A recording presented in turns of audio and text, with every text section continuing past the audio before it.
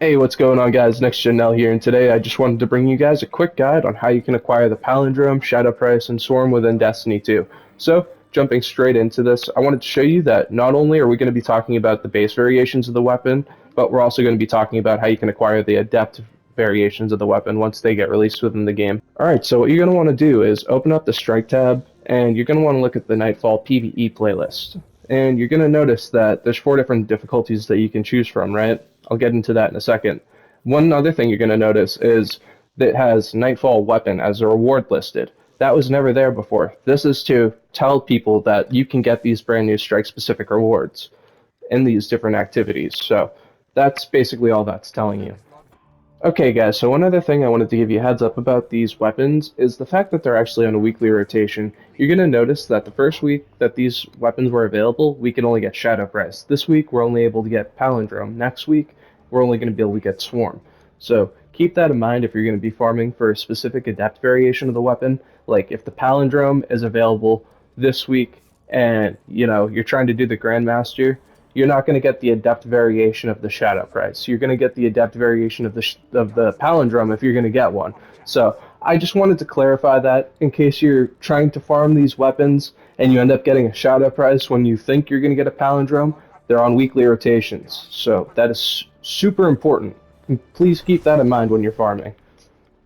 You're going to see that when you're playing on Adept, you're only going to have a rare chance. Like, this is going to be not a common drop when you're playing on Adept. So I probably wouldn't advise playing on Adept difficulty just because of the low likelihood that you actually get of acquiring the weapon. Yeah, you can farm through strikes faster, but the drop chance is so low that for me personally, I wouldn't say that it's even worth it. Then moving up to 1270, we have the hero difficulty. As you can see, just simply moving up from adept to hero difficulty, we go from a rare chance to an uncommon chance. So then you only have unstoppable and barrier champions to deal with. Take this into consideration, depending on what strike that you're playing, depends on what kind of champion modifiers that you'll have. So whenever you're going to be launching into the strike playlist, just take a look at the modifiers that are presented on the right side of your screen, and then set it up accordingly with your team. Cool thing about Adept and Hero difficulty Nightfalls is when you're in the Nightfall, you can actually switch your equipment on the fly, so you don't need to worry about stressing out about making sure everybody's got the appropriate shields, and match game isn't on, so you can pretty much deal with any shield with any elemental type.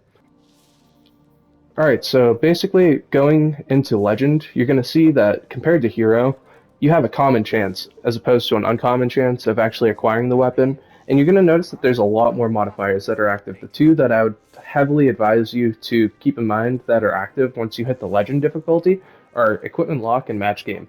Equipment Lock is going to make it so that way, once you get into that activity, you're not going to be able to swap your stuff out. Match Game is going to make it so if you don't have the appropriate type of element to take out that matching shield type, it's going to be a nightmare to take out. So if you're going to be farming the 1300 plus difficulties, I would advise that you get a fire team of people that you're comfortable playing with for one, and two, that you set up your equipment accordingly before you end up hopping in. Otherwise, the strike will be a little bit of a nightmare.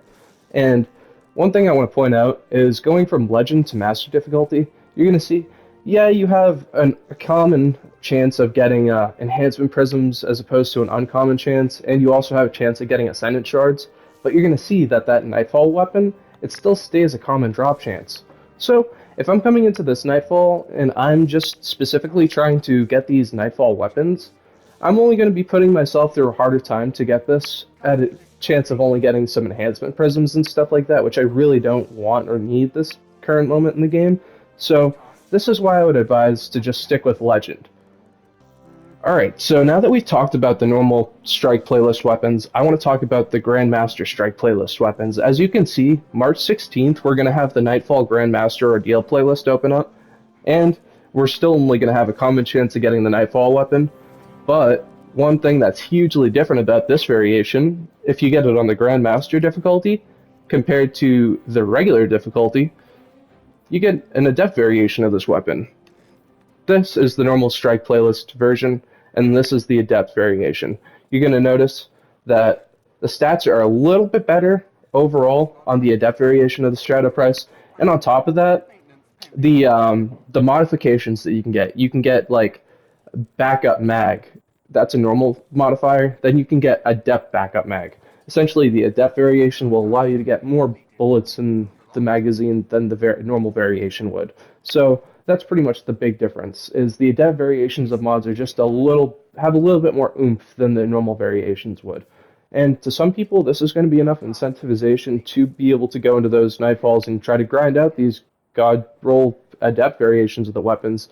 And I'll tell you what, as a PvE player, it's nice to actually have something that's similar to Trials players with their adept variations of weapons and actually being able to go in and, have something to farm in these Grandmaster Nightfalls because, having the Conqueror title and stuff like that is really cool, but at the end of the day, Destiny is a game all about loot, and this is pretty much the kind of loot that we wanted to have in the game to be able to try to grind for.